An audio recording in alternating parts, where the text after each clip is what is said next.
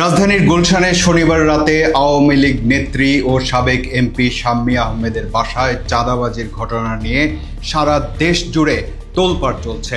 এই চাঁদাবাজির ঘটনার সিসিটিভির ফুটেজও ভাইরাল হয়েছে। চলুন আগে ওই ভিডিওর কিছু অংশ দেখে আসি। খেয়াল করুন, একটি বাসার ড্রয়িং রুম, বাম পাশের কোণায় বসে আছে দুজন। সাদা টি শার্ট পরা এক ব্যক্তি প্রবেশ করলেন, এসেই একটা ছোট্ট ব্যাগ ধরিয়ে দিলেন কালো শার্ট গায়ে দেয়া ব্যক্তির হাতে। ওই ব্যক্তির কাছে একটা ব্যাগ ছিল, সেখান থেকে কিছু বের করে পাশের ব্যক্তিকে দিলেন, হয়তো ব্যাগে জায়গা করার জন্য। এবার ওই ছোট ব্যাগটা তার সাথে থাকা ব্যাগের ভেতর ভরলেন। সাদা টি শার্ট পরা ব্যক্তি তাদের কর্মকাণ্ড দেখছেন। লেনদেন নিয়ে কিছু কথাবার্তা হচ্ছে তাদের মধ্যে। কিস্তিতে দেয়ার একটা কথা শোনা গেল। এবার ওই দুই ব্যক্তি নিজেদের মধ্যে কিছু গোপন কথা বললেন। তারা দুজন উঠে যাওয়ার ভান করে আবার নিজেদের মধ্যে কথা বলা শুরু করলেন। সাদা টি শার্ট পরা ব্যক্তি ড্রয়িং রুমে পায়চারি করতে লাগলেন। ওদিকে ওই দুই ব্যক্তির মধ্যে শলা পরামর্শ চলছে। একজন বেরিয়ে গেলেন, উপস্থিত একজনের সাথে কথা বলতে লাগলেন সাদা টি শার্ট পরা ব্যক্তি। কিছুক্ষণ পর আবার ফিরে এলেন ওই ব্যাগ নেওয়া ব্যক্তি। এবার সাদা টি শার্ট পরা ব্যক্তি বললেন, 10 লাখ তো দেয়া হয়েছে। লেনদেন শেষ, এবার চলে গেলেন তারা। 17 জুলাই গুলশানে আওয়ামী লীগ নেত্রী ও সাবেক সংসদ সদস্য শাম্মী আহমেদের বাসায় গিয়ে 50 লাখ টাকা চাঁদা দাবি করেন বৈষম্য বিরোধী ছাত্র আন্দোলনের সম্মিলিত বেসরকারি বিশ্ববিদ্যালয় আহ্বায়ক কমিটির দুই নেতা রিয়াদ, অপু সহ কয়েকজন। সেদিন বাসায় ছিলেন শাম্মী আহমেদের স্বামী। তাকে ভয়ভীতি দেখিয়ে 50 লাখ টাকা চাঁদা দাবি করেন রিয়াদ, অপু সহ অন্যরা। পরে শাম্মী আহমেদের স্বামী 10 লাখ টাকা চাঁদাও দেন। শনিবার রাতে চাঁদার বাকি টাকা আনতে যান তারা। পুলিশ আগে থেকেই এই খবর পেয়ে ঘটনাস্থল থেকে তাদের আটক করে। আটককৃতদের একজন হলেন আব্দুর রাজ্জাক বিন সুলাইমান ওরফে রিয়াদ। সে বাংলাদেশ গণতান্ত্রিক ছাত্র সংসদের সদস্য।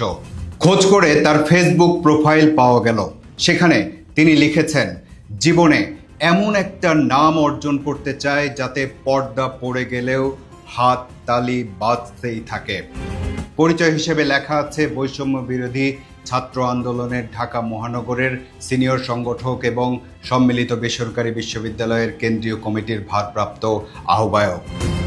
রিয়াদ প্রেসিডেন্সি বিশ্ববিদ্যালয়ের শিক্ষার্থী বলে জানা গেছে। বিভিন্ন রাজনৈতিক নেতৃবৃন্দের সাথে তার একাধিক ছবি এরই মধ্যে সামাজিক যোগাযোগ মাধ্যমে ছড়িয়ে পড়েছে।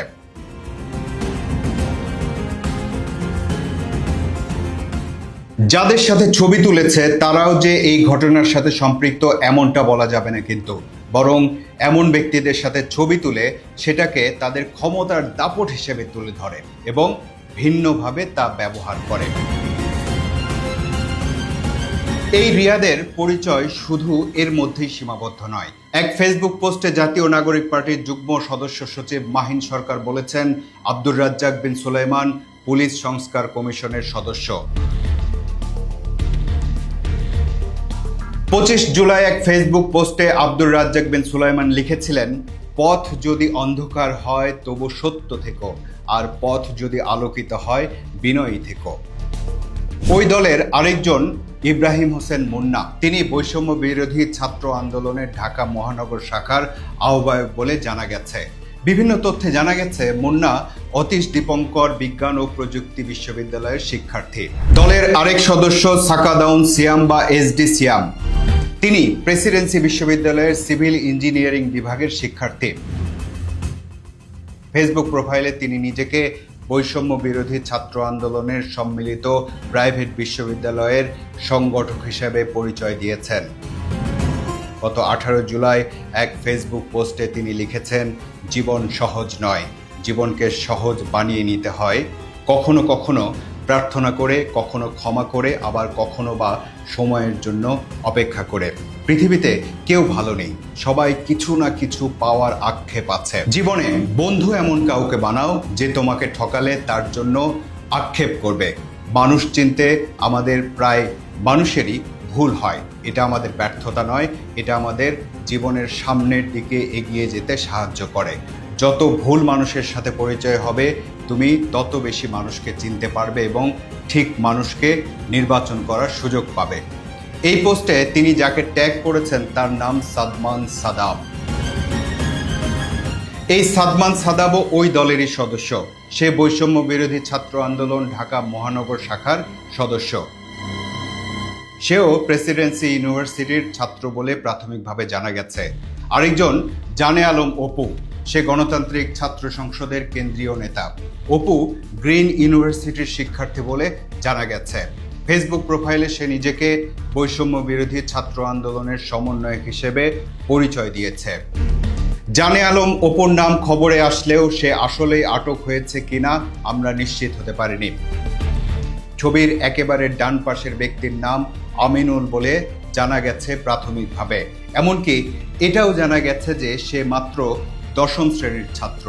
অন্য এক তথ্য বলছে সিয়াম আর সাদাব দুইজন যমজ ভাই।